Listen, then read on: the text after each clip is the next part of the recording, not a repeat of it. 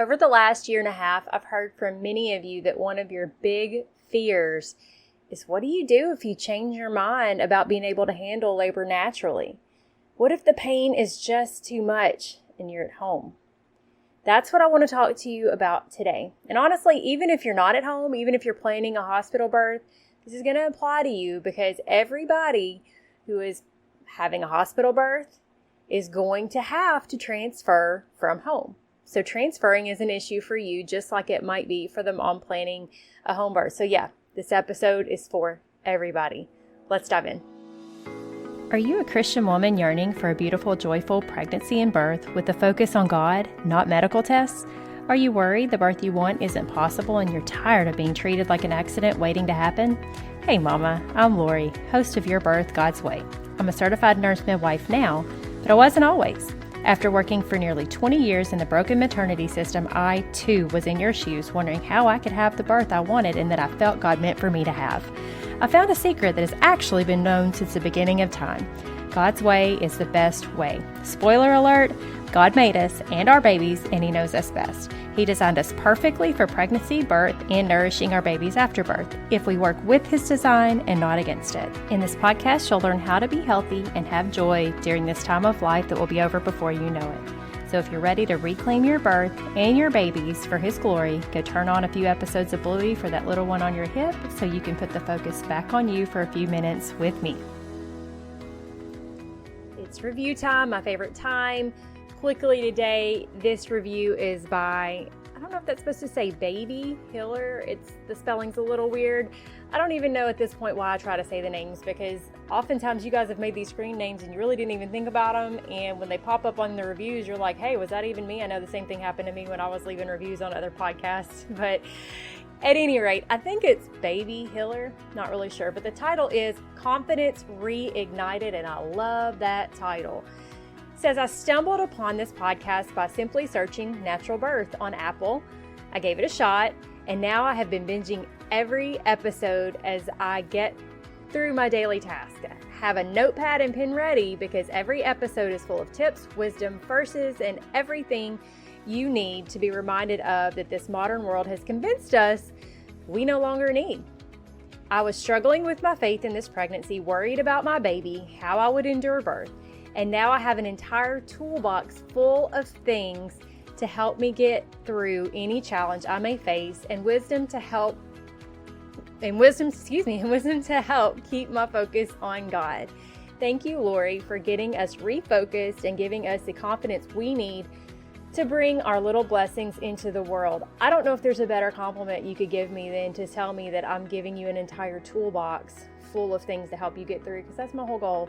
My whole goal here is just to help you do what God made you to do. I know you can do it, but I have to help you understand that you can do it, because the world has convinced so many of us that we can't. And so it is an honor to be able to help reignite your confidence. That's the whole reason I'm here. And speaking of things that really the world has completely lied to us about, the world has told us and convinced most of us that most moms shouldn't even try to labor naturally. Like, why would you even want to do that? It's pointless. We got this great technology. We should use it, right? Why endure this pain? Why put yourself through this? But I hear you, mama. You know that God made you for this. But it's just so hard to get the world out of your ear, especially if the world is close to your ear in the form of close friends or family. Some of you have almost decided that you want to give it a try, like maybe I could do this whole natural birth thing. But a big worry of yours is, what are you supposed to do if you change your mind in the middle of labor? What if you can't handle it? What if you need to transfer? And so that's what I want to talk about today. I want to help you ease your mind about potential transfer. If you're at home, even if you're planning a hospital birth, you're at home and it's time to go. What do you even do? How do you handle this? Is this something that you can do? Or are you stuck? Now, on some level, I need you to understand that we all have that worry. Even the most confident mom in the back of her mind is thinking, what if? It's hard to completely shut it off, especially for that first baby. Most mamas wonder how it will go because you just never experienced it before. You don't know what it's going to feel like. You don't know what it's going to be like for you. Everybody is different. So just because you know how somebody else went through it doesn't mean that that's how you're going to go through it. No mom is fully, I don't want to say confident, but no mom fully knows how they're really going to deal with the intensity of giving birth. And personally, I wasn't quite sure either. All I had to compare it to was some foot injuries I've had, or some ankle injuries and some foot surgeries. And those are acute pain. It's a totally different thing than the pain of labor, because labor pain is not something that's wrong. It's not something that needs to be fixed. Side note, for whatever it's worth, my opinion, the pain from ankle sprains and the pain from foot surgeries was worse. Because when you've had the kinds of injuries that I've had, it's actually probably worse than labor, because labor passes. And as I record this right now, I'm wiggling my ankle and it is tight and it is still sore from an injury that was over a month ago, because I think I mentioned it here, but I sprained my ankle pretty bad early in June. And here I am a month later still dealing with it, still tight, still having trouble going downstairs and things like that. That pain is still going on, but labor pain isn't like that. It's over with. It doesn't drag on and on and on. And it comes and goes, whereas injury pain, it comes and stays. So all that being said, I knew heading into labor with my first baby, I knew that I'd handled pain before. I was pretty sure I could handle labor, but I didn't really know. It's an unusual experience, and it is intense in a way that nothing else is. And when I say it's unusual, I just mean it's unusual for you when it's your first time. It's intense when you've never been there before. Yes, every child that's ever been born anywhere, every mom has experienced some labor or some experience with giving birth. So it's not unusual overall. But for every mom, especially on that first labor, it's unusual. It's something you've not experienced before. But believe it or not, during labor itself, even after my worries about how am I going to deal with this, I never wavered. It wasn't easy, but I didn't want to quit. In fact, I kept thinking it was going to last a lot longer than it did. I got checked and I was 3 centimeters thinking it was going to be a whole lot longer, a whole lot more of this that I was going to have to endure. And yet, just about 4 hours later, I gave birth. But even thinking I had a long way to go, I was settled into that process and I didn't think about leaving. And most likely, that's going to be you too. So I just want to give you that encouragement to start. You may be like me, or you may be different, and that's fine. But I want you to know that most moms, even the ones that worry and are thinking that there's no way that they can do this, they end up on the other side looking back and they think, I did it. And I think you're going to be just like that. But let's say you hit a wall. Let's say you think it's time to go. So what do you do then? Well, let's talk about it. First, I want to say that my goal here is to inform you if you do want to transfer. But I also want to encourage you not to give up. And I want to give you some extra tips and info, some little things you can do that you might not know. I want you to know, first of all, let's just lead in with this. When you think you've hit that wall, when you think there's no more that you can take, you think you're done, that usually means you're almost there.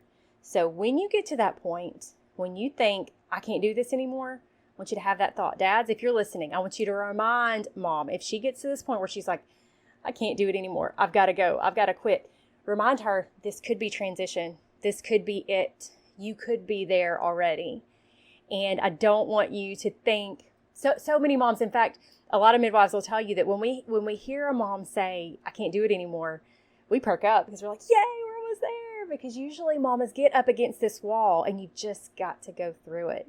And once you go through it, you're going to have that sweet baby in your arms and it's going to be over with, or at least the laboring part is going to be over with. All the hard work starts then. But I want you to be encouraged by that. I want you to know that just because you hit a wall doesn't mean that you have to quit. You can keep going and you're almost there most often. Okay? So let's get into some different points I want to go over with you. Point number 1. If you decide to have a hospital birth, and let's say you're at the hospital and you change your mind, because this whole idea is, what if you want to labor naturally and you change your mind? We can deal with laboring naturally at home and changing our mind. But if you're at the hospital and you change your mind and you decide, I don't really want these interventions, I want to go home, it's not something they'll, quote, allow. You'll already be checked into their policies and protocols, whether you need them or not. They're going to be already in process. And over time, you might find yourself wishing like, man, why did I do this? If I hadn't gone in so early, or maybe not gone in at all, I wouldn't be having to deal with any of this. But at that point, it's essentially too late. I mean, you can leave against medical advice, yeah. But if you already have an IV or an epidural or anything like that, you're going to have to deal with a lot of stuff and getting a lot of things removed before you'll ever have a chance to leave, if you even get to the point that you can leave, and you're still going to have to deal with all the charges. It's a lot. So I would much rather you err on the side of, I'm going to try to do this at home and then transfer later, than deciding, I'm going to go to the hospital, but I'm trying to do it natural. And then you get there and you realize, oops, I've made a mistake, because transferring from hospital back home is about impossible. Transferring from home to the hospital is no big deal. That's what we're going to keep talking about. But I just want to kind of set in with that, okay? If you were on the edge and you're like, I'm just not really sure I can handle this, give it a try, rather than just say, you know what, I'll just give up and go to the hospital. If you are anywhere near being on the border of that decision, at least stay at home as long as possible and labor at home as long as possible before you go in, because you are going to have a more functional labor and a better experience that way than if you go in and end up regretting it. Point number 2, everyone who has a baby in the hospital transfers. Everyone.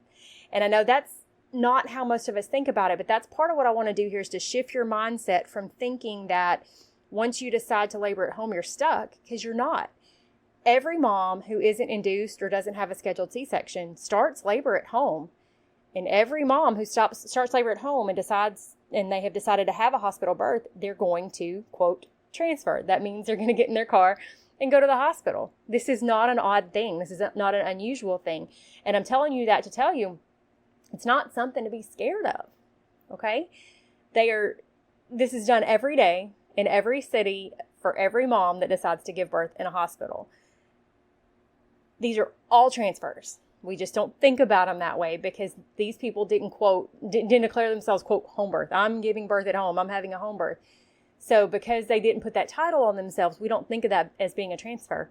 But that's exactly what it is. It's really no different.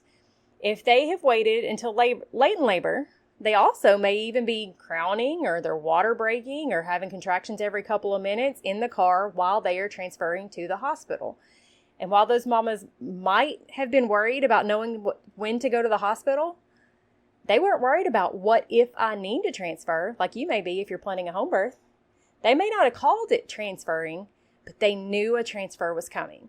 And so just understand that the thing that you're scared of is the thing that every mom who's planning a hospital birth plans on. If you're the mom who's planning on having a hospital birth, you are already planning on your transfer, because you know at some point you're going to have to go.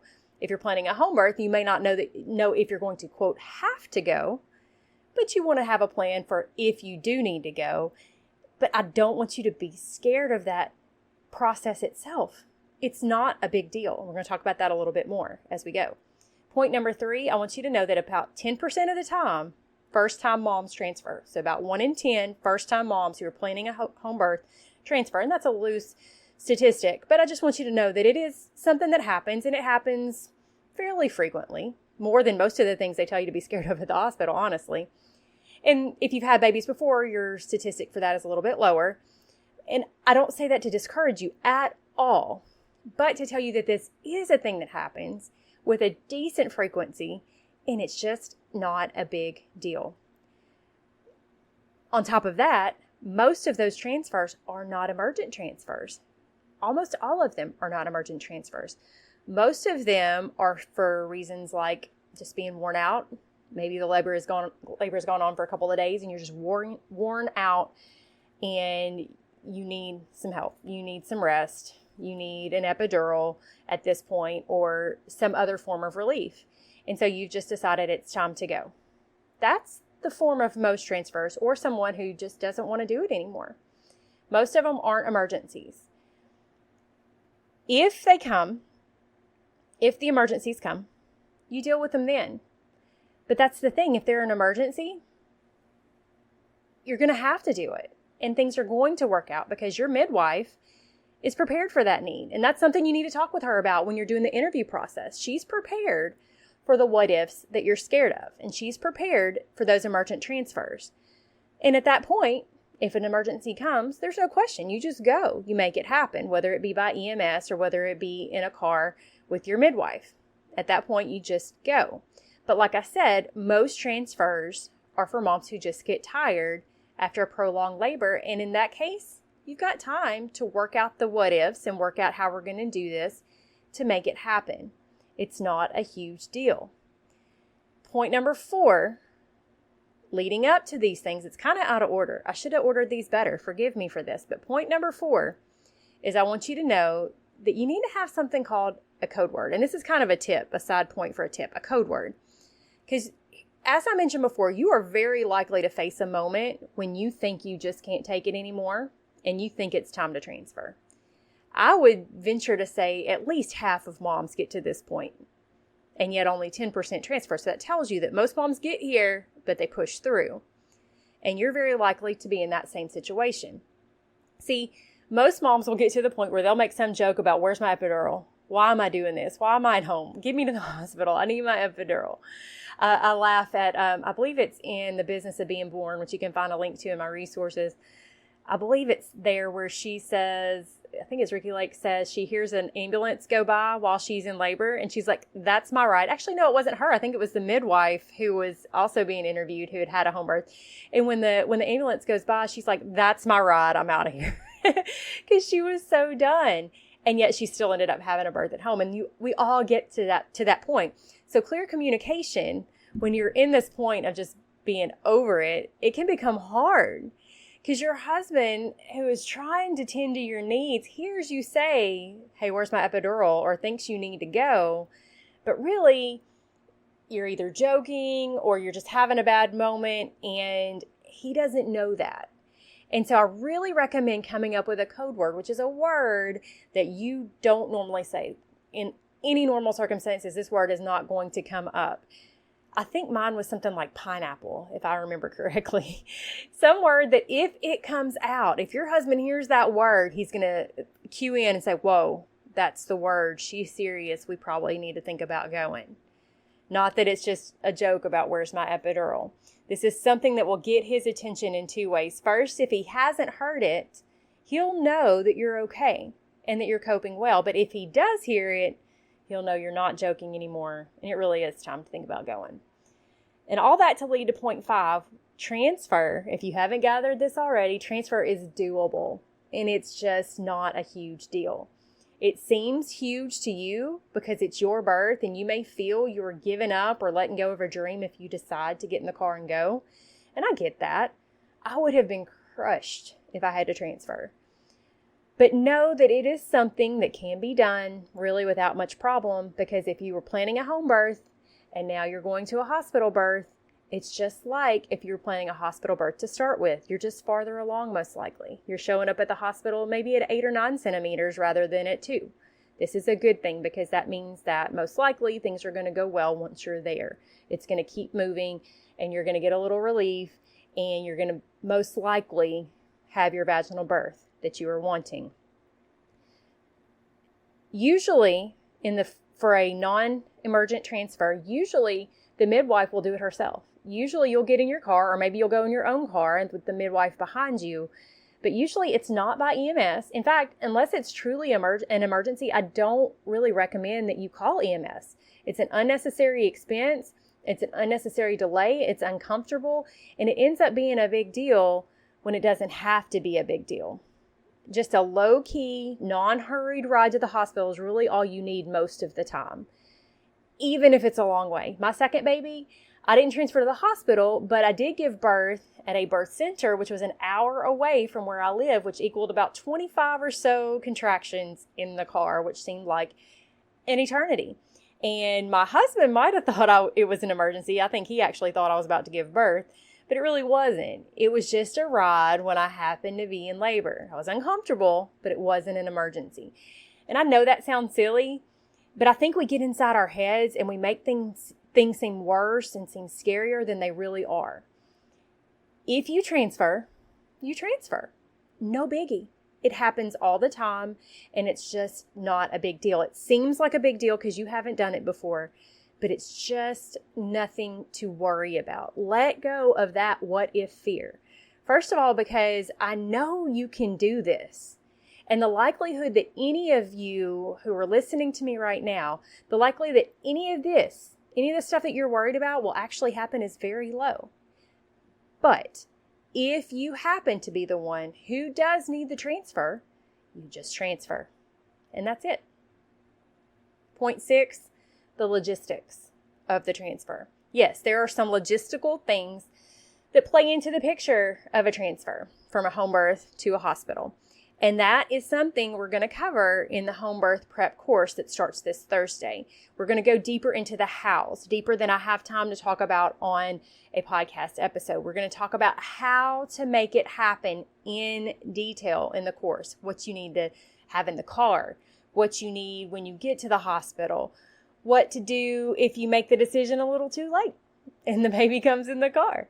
All of those things that seem like huge deals really just need a little help and preparation, and then they become something you just roll with, and they just become part of your story that isn't scary at all when you have the right help and preparation. And I'm so excited to help you. We're going to talk about other things too. We're going to talk about how to get your husband and family on board if they aren't already. We're going to talk about that mental preparation for home birth, what's different about a home birth versus a hospital birth, and how to mentally prepare for that, how to prepare your home physically, how to have what you need there, how to hire the right midwife, what she's going to bring to the birth so that you can know that you and your baby are safe, how to deal with the water issue for water birth without destroying your home, how to get the water into the pool and then back out of the pool in a place that doesn't have plumbing, what to do about that, what you need to make your home birth safe and easy, what you need to get, where to get it from, how to afford it, so much more. Things like what you need to make the transition into motherhood safe and easy. Things that normally, if you're having a hospital birth, they just kind of like bring stuff and hand it to you, and you don't think about, oops, I don't have that, until you realize you need it for a home birth. Those are the things I'm going to go over with you and help you not have those oops moments. You're going to already have everything you need. This is the course for you if you're planning a home birth or a free birth. I want you to know also there's an option to upgrade. So if you were thinking about getting the full course, the online Christian childbirth education course, the big one, if you've been thinking about getting that, you're also going to have the option to upgrade from the home birth prep course to add on that the online Christian childbirth education course at the lowest price that I've ever offered. When you upgrade, you're also going to have the option to have me order your supplies for you and have them delivered to your door, to where it's like easy, like turnkey, key and lock, just make it happen. I do it for you and you don't even have to worry about it. All that is part of the VIP upgrade package that you're going to be offered once you choose to join the course. There's also a bunch of bonuses that are included for free that will make your home birth planning a breeze. So what are you even waiting for? Like, jump in right now, because we're going to have so much fun and you're going to learn so much. Go grab your seat now, because if you're listening to this the day it was posted, which is on Tuesday, July the 9th, then we're starting in 2 days. We're starting on Thursday. So you're going to want to go grab your seat, get you a pretty notebook and a nice pen, and be ready to go on Thursday evening. I'm holding the classes in the evenings so that hopefully you and your husband can both be there. You both can attend for the same entry. You don't have to pay for both of you guys. If your mom, your mother-in-law, any of those people want to join with you, that's fine. They can all use that same log on and be there with you so that everybody can be completely prepared. But I don't want you to miss it, because it's going to be a great tool to have in your toolbox. Lots of great tools, actually. And even if, by the way, you're listening to this after Thursday, let's say maybe you're listening to this Friday or Saturday and you're like, oops, I missed it. No big deal. You can still sign up and you're going to be able to get the replays once they've processed. I'm going to be posting them in the course portal, so you'll be able to go back and watch them again if you saw it the first time, or if you missed it, you weren't able to attend live, then you're going to always have those available to you in the portal. So go grab it. There's really no reason not to. If you have any questions, shoot me an email at lori@yourbirthgodsway.com. Be glad to answer any questions. If you have any issues getting signed up, let me know that as well. Everything's there for you. You have no excuses not to know what you need. You have everything at your disposal. I'm going to help you each step of the way. I'm honored to be a part of that process. So I hope that you will go get signed up and join me I want you to have a smooth home birth. And I don't want you to worry about things like transfers or really anything else. I don't want you to worry at all. Preparation is the antidote to worry. Get the preparation and you won't have to worry. I want to help you learn how to trust God through this decision you're making and to know that He is your provider. The creator of the entire universe is also the creator of your baby. And He is the provider of your home, and He's the provider of all that you have. Learning how to lean into that is how you will have the birth that you want. And this course will help you to do that with confidence, because you'll have all the checks in all the boxes, even some boxes that you didn't even know that needed checks. You're going to have checks in all those boxes, and you're going to be able to relax and enjoy this beautiful blessing that God has given you. So go sign up. Links down in the description, or just go to go.yourbirthgodsway.com/home birth prep registration. I know that's a mouthful, but you can handle it. Go.yourbirthgodsway.com/home birth prep registration, or just find that link down in the show notes. Click on it. It'll take care of it for you. I'll see you right back here next week. Real quick, if today's episode blessed you in any way, would you head over to Apple Podcasts and leave me a quick 5-star written review? It'll take you less than a minute, but it's the best thank you can give me. And it will help my show to reach more mamas just like you, so we can all find God's best for our families. I'll see you right back here in a few days.